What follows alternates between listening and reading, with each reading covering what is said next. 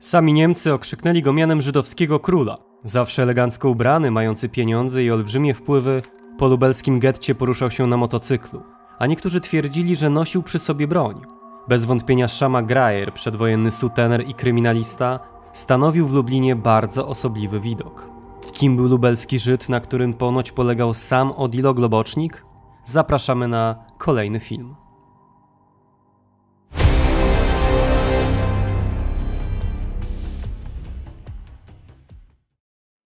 Partnerem kanału Okupowana Polska jest sklep Militaria.pl. Jak wyglądała historia nadzorczyń w niemieckich obozach koncentracyjnych? Zachęcam do zapoznania się z moją najnowszą książką, do której link znajdziecie Państwo pod filmem. Mecenasem dzisiejszego odcinka jest pan Tomasz Sadurski. Shama Grajer urodził się 17 kwietnia 1911 roku w Lublinie jako jedno z bliźniąt wielodzietnej, choć całkiem zamożnej rodzinie Ariego Grajera i Hai Zandstein. Grajerowie posiadali kamienicę przy ulicy Zamkowej 3 oraz prowadzili znajdującą się nieopodal herbaciarnię. Ich własnością był również sklep przy ulicy Szerokiej 1, który prowadziła Haja. Najwyższe przychody przynosiły rodzinie nie tyle oficjalne zajęcia, co uprawiany przez głowę rodziny proceder przestępczy. Ojciec przyszłego konfidenta zajmował się m.in. sutenerstwem i wymuszeniami, z czego słynął zresztą w całej żydowskiej dzielnicy. Wspomniana wcześniej herbaciarnia dalece odbiegała swoim charakterem od dzisiejszych wyobrażeń. Spotykali się w niej nie tyle fani naparów z różnych stron świata, co kryminaliści, prostytutki oraz przedstawiciele szeroko pojętego marginesu społecznego. Czarna legenda tego miejsca sięgała jeszcze czasów carskich, a Grajerowie przejęli ją niejako w spadku. W XIX wieku herbaciarnia była miejscem spotkań wszelkiej maści kryminalistów, z których najsłynniejsza była szajka niejakiego Motly Tracza, o którym głośno było jeszcze długo po jego śmierci. Atmosfera domu rodzinnego wywarła oczywiście negatywny wpływ na Shamę, który zbyt często był narażony na towarzystwo prostytutek, kryminalistów i męd społecznych. Bywając w herbaciarni na własne oczy widział, czym jest przemoc i patologia. W końcu się do nich zaadaptował i zaczął traktować jako swoje naturalne środowisko. Ostatecznie Shama zaangażował się również w nielegalne interesy swojego ojca, nie schodząc z obranej drogi do końca swoich dni. Poza tym życie Shamy niespecjalnie różniło się od życia innych rówieśników, no może poza tymi, którzy pochodzili z najbardziej ortodoksyjnych rodzin. Tak czy inaczej, Shama ukończył 7-klasową szkołę powszechną, po której rozpoczął pracę jako fryzjer. W latach 1934-1935 odbył nawet obowiązkową służbę wojskową, którą ukończył w stopniu kaprala rezerwy. Równolegle Shama coraz bardziej akcentował swoją obecność w świecie przestępczym. Od 1933 roku prowadził dom publiczny przy ulicy Złotej 1, w czym pomagała mu jego kochanka, eks-prostytutka Golda Mautz. Lokal bynajmniej nie należał do ekskluzywnych, a o gorszącej działalności przybytku, znajdującego się na domiar złego w sąsiedztwie kościoła dominikanów, rozpisywała się lokalna prasa. W tym czasie Shama był już rasowym przestępcą. Opłacał policjantów, wysyłał rakiety do więzień, wykonywał nawet dintoiry, czyli zemsty na konfidentach oraz swoich wrogach. Nie bał się niczego i czuł się prawdziwym panem żydowskiej ulicy. W 1937 roku para została aresztowana i postawiona przed sądem, co było efektem denuncjacji innego sutenera chcącego pozbyć się konkurencji. Zarzuty były bardzo poważne. W grę wchodziło stręczycielstwo i zmuszanie do prostytucji. Grajer otrzymał wyrok 3, a Golda 4 lat pozbawienia wolności.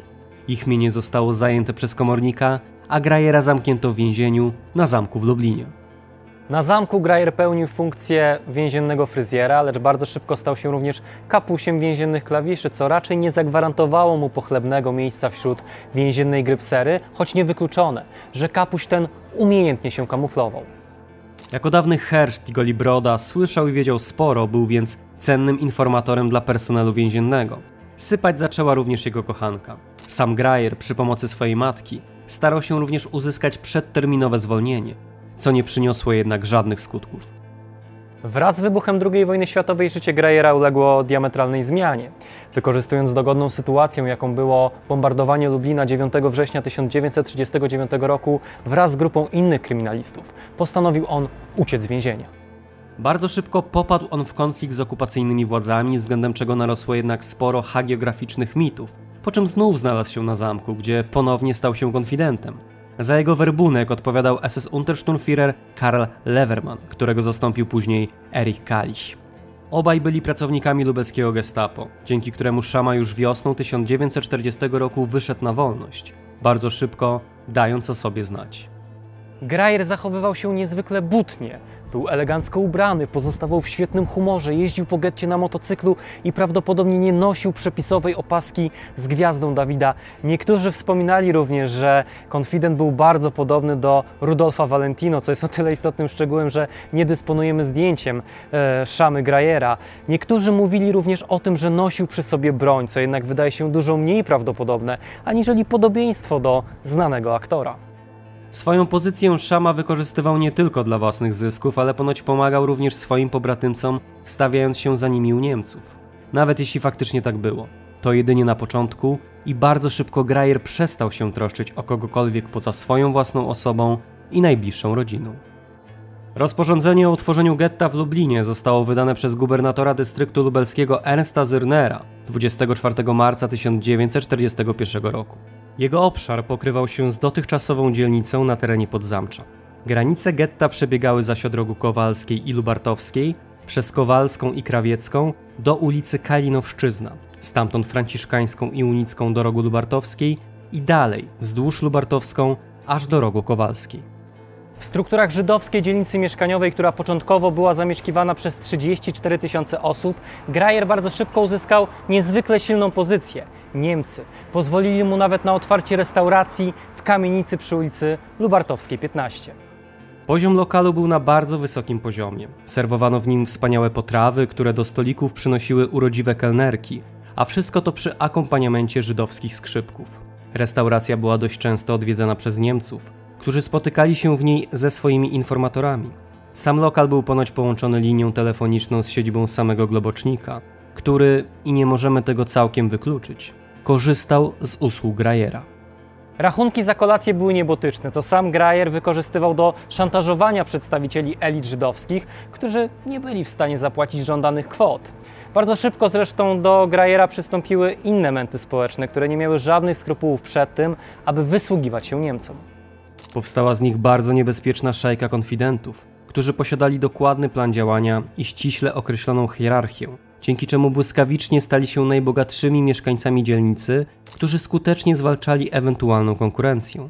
Sytuacja ta trwała do wiosny 1942 roku, kiedy to nad lubelskim gettem zawisły czarne chmury. Wraz z podjęciem decyzji o ostatecznym rozwiązaniu kwestii żydowskiej i rozpoczęciu akcji Reinhardt, Niemcy przeprowadzili deportację z lubelskiego getta. W jej wyniku aż 30 000 ludzi zostało przewiezionych do obozu zagłady w Bełżcu i tam zamordowanych spalinami w komorach gazowych. Sztab całej operacji zlokalizowano w restauracji Grajera. Ich obecność nie przypominała jednak prawdziwej pracy administracyjnej, lecz huczne przyjęcia pełne potraw i alkoholu. W kamienicy przy Lubartowskiej 15 pojawiało się wielu Niemców, pośród których niektórzy dostrzegli samego Odilo Globocznika. W trakcie deportacji z lubelskiego getta, co było zresztą bardzo charakterystyczne dla gett znajdujących się na terenie generalnego gubernatorstwa, deportacją obejmowano tych, którzy byli chorzy lub po prostu niezdolni do pracy. Nie inaczej było w przypadku lubelskiego getta, a o pozostaniu w dzielnicy decydowało posiadanie specjalnych zaświadczeń. Oczywiście wzbudziło to uwagę Grajera, który bardzo szybko zaczął handlować tymi zaświadczeniami, co przyniosło jemu i jego niemieckim przełożonym spore dochody. Choć Grajer pobierał pieniądze i obiecywał dokumenty, rzadko kiedy je dawał, a naiwni Żydzi byli najczęściej bici, gdy zbyt uparcie domagali się obiecanych zaświadczeń. Poza tym procederem Grajer brał również udział w cynicznej propagandzie Niemców. Jako człowiek cieszący się pewnym autorytetem przekonywał wysiedlanych, że nie jadą oni do żadnych obozów zagłady, tylko do obozów pracy, w których spokojnie będą pracować. Ponadto Grajer chodził na dworzec w Lublinie i wykrywał tam Żydów, którzy pod przebraniem, z fałszywymi dokumentami starali się uciec z miasta. Wysiedlenia trwały do 14 kwietnia, po którym nastąpiły przenosiny na obrzeża miasta do tzw. getta szczątkowego na terenie Majdanu Tatarskiego, który znajdował się nieopodal obozu koncentracyjnego na Majdanku i obozu pracy na Flugplacu. Zaangażowanie Grajera i wpływ, jaki wywierał on na lubelskich Żydów, nie pozostawiały żadnych złudzeń co do silnej pozycji tego człowieka. Pobratymcy mówili na niego żydowski cesarz, a Niemcy ochrzcili go mianem żydowskiego króla.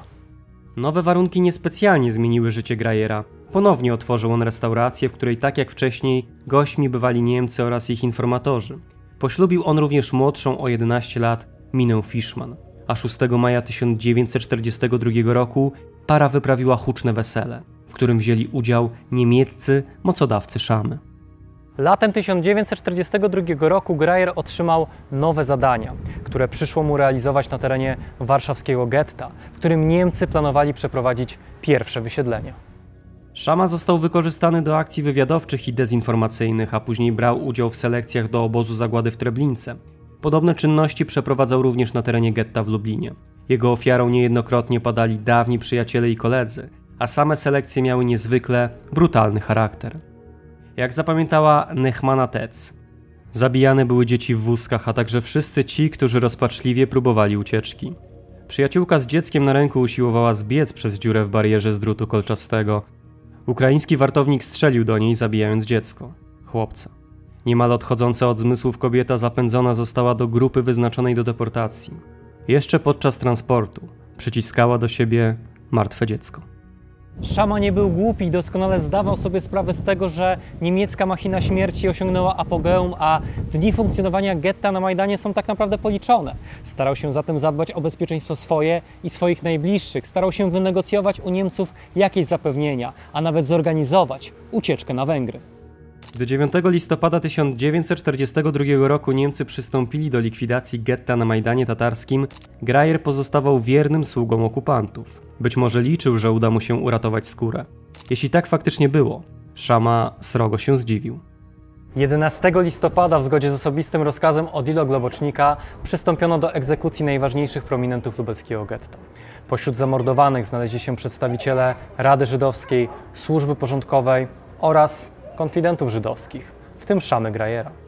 Gdzie dokładnie zabito konfidenta, tego nie wiadomo. Przekazy mówią o jego restauracji, ulicy, a nawet poza gettem. Wiele wskazuje jednak na to, że został on zastrzelony przed swoim domem. Chwilę później Niemcy zlikwidowali również jego ciężarną żonę.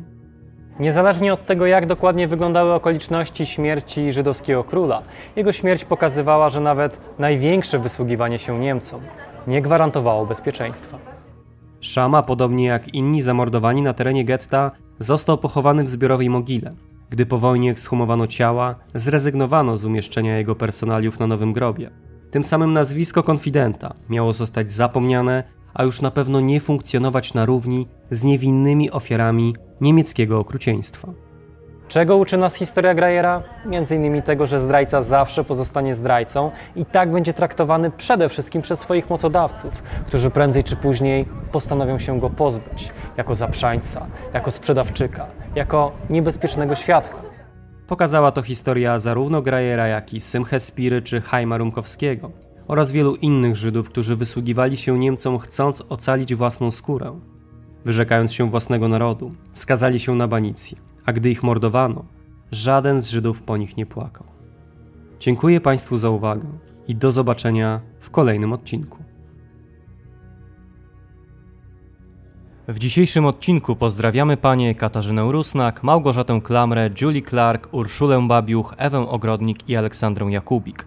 A ponadto pozdrawiamy panów Krystiana Dziarka, Radosława Kuśmierza, Damiana Stasika, Damiana Dziedzica, Kubę Szafrańskiego, Huberta Kędziorka, Tomasza Sadurskiego, Dariusza Stelmaczonka, Adriana Flora, Piotra Kośmidera, Huberta Walasa, Damiana Piętę, Pawła Smolińskiego, Pawła Łabno, Marcina Hatysa, Kamila Kubowa, Łukasza Papieża, Krzysztofa Piotrowskiego i Rudolfa Miczkę. Ty również możesz mieć wpływ na nasze materiały. Dołącz do nas już dziś na platformie Patronite.